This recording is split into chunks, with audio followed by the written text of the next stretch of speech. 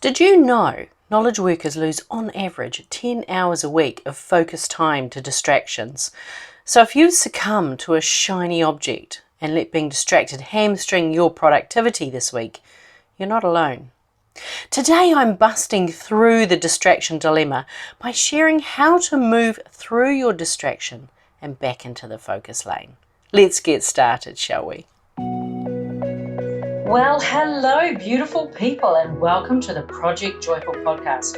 I'm your host, Tracy Tutty, your medical herbalist and high performance coach. So, hey, Project Joyful isn't just about being happy. It's about consciously creating a life you love. It's about remembering how to reconnect with your soul-centered joy. You know, that joy that comes from doing what you love, from living on purpose, and from being in a life that allows you to experience deep joy moment by moment. So hey, let's get started, shall we? I had this topic come up in 4 of my coaching calls this week, so let's make this the week we get on top of distractions. When you think back on the last week, did you lose at least 3 hours of productive time last week to distractions? Have you stopped working on your priority project because something shinier, better, sexier, or more enticing came along? Dropbox commissioned a study from Economic Impact on the economic impact of lost focus. And here's what they found when they were studying knowledge workers. Knowledge workers lose 149 hours on average each year to personal activities such as social media and doing chores. Now, I'm not sure doing chores counts because you can still be thinking about a work task while putting the laundry on. Anyway, the really interesting part is that this lost time has increased by 13% when compared to their 2020 study. Now, given it takes around 25 minutes to get back into a task after you've been distracted, the annual reported time spent getting back into your focus zone after a distraction of 127 hours per annum isn't surprising. So if you're having a sneak peek at your social feed of choice each hour, you've cut your focus time in half. But it's not all about social media. Work-related messages, the Teams ping or the Slack bell accounts for an average of 157 hours per year per worker of lost focus time. And managers lose more focus time than their team, mostly due to extra meetings, admin, and being available without boundaries to their team. One of the recommendations from the study that I particularly liked was inviting organisations to encourage meeting-free or dedicated focus time and to include focus as a skill in their training and development budgets. I think that would make a huge difference. Many of these distractions are self-chosen, and the study doesn't really talk about that. So why are we inviting in distractions? And why are we inviting in more distractions? Not just in the workplace, but in our own businesses and in our passion projects as well. One of the key reasons is our resistance to change. Now, our mind has one job, and that's to keep us safe. Safety comes from being able to reliably predict the outcome of a particular activity. That's why we feel comfortable doing the same thing day after day. Our mind knows how that's most likely to turn out, regardless of how helpful or unhelpful that particular behaviour is.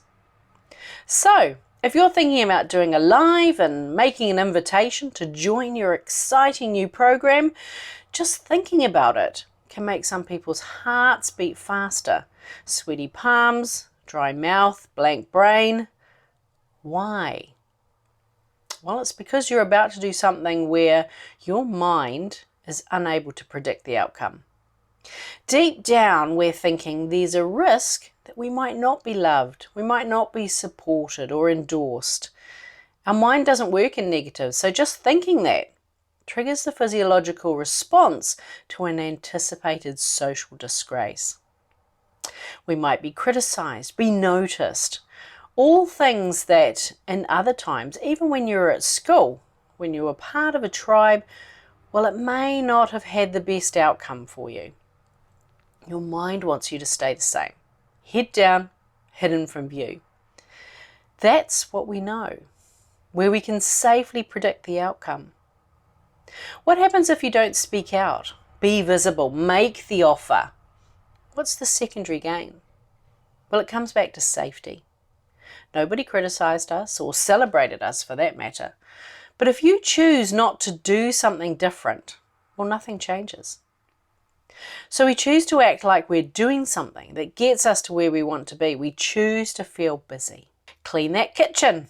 I'll be more focused if my kitchen is clean. Listen to that podcast right now instead of doing that live. See, I'm learning things that will help me get to my goal. Or my favourite distraction, and one that I'm guilty of, buy that shiny new software that does the thing. Then you've got to spend some time learning about it, right? A double distraction. Or maybe your distraction of choice is picking up your phone and having a quick scroll through social media. Maybe I'll do a quick post about my cat. Then I'll check in later to see how many likes my cat post got. Well, here's what happened with that. We felt uncomfortable, so we chose to alleviate our discomfort with a quick dopamine hit caused by scrolling our feed and seeing and feeling all the beautiful things. Dopamine triggers feel-good feelings. Then we chose to set ourselves up with some tribal love by creating a likable post. Talking about ourselves on social media also activates the reward center in our brain. So every time we get a notification, such as a like or a mention, we get another dopamine surge. Ever noticed how you're more likely to reach for your Facebook page when you're stressed? In effect, we've self-medicated. Now we're moving from uncomfortable to comfortable. Very clever, huh? But we didn't do the thing, which in this case was to make an offer during our live. If you're wondering why you're not getting the sales online that you'd like, check in with how many offers you made in the past week. It's a key, if somewhat triggering, performance indicator. So the question is, who wins? Your mind, by you staying in your comfort zone, or your dream, when you make that offer in your life? Distraction serves a purpose. It's a message. So follow those clues. Now, step 1, notice it for what it is. Oh, look, I'm about to open that app. Step 2, look beneath the hood. How am I feeling right now? What was I about to do? Does that thing scare me? It's okay if it does. Fear is biological, it's normal. It means you're human.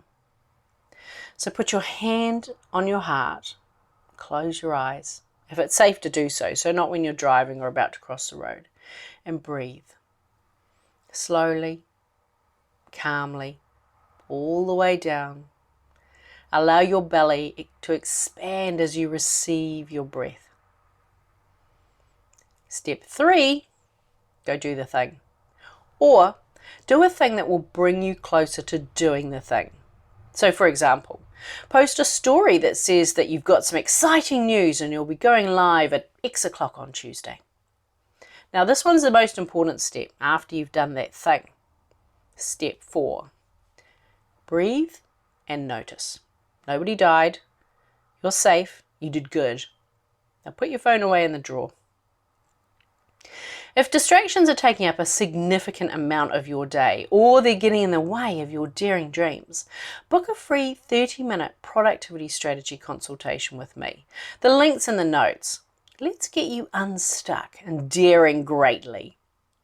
Sending you lots of love. Bye for now.